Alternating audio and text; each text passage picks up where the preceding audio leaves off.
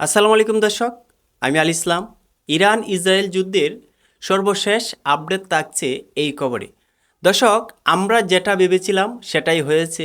আমাদের মনে সবারই কৌতূহল ছিল, ইরান যেহেতু ইসরায়েলে আক্রমণ করেছে, মিসাইলের হামলা চালিয়েছে, যে কোনো সময় ইসরায়েল তার পাল্টা জবাব দেবে। অবশেষে গতকাল রাত্রে তারা ইস্পাহান, একটা শহর আছে ইরানের, সেই শহরে তারা প্রচুর ক্ষেপণাস্ত্র হামলা চালিয়েছে একটা বিমানবন্দরের পাশে। এই খবর নিশ্চিত করেছেন যুক্তরাষ্ট্রের সংবাদ মাধ্যম এবং ইরানের সংবাদ মাধ্যম। তবে ইসরায়েল ইরানের যেই এলাকাতে হামলা করেছে, সেই এলাকাতে ইরানের অনেকগুলো পারমাণবিক স্থাপনা রয়েছে। যদি পারমাণবিক স্থাপনাতে ইসরায়েল হামলা চালায়, তাহলে ইরান বারবার বলছে তাহলে হিতের বিপরীত হবে।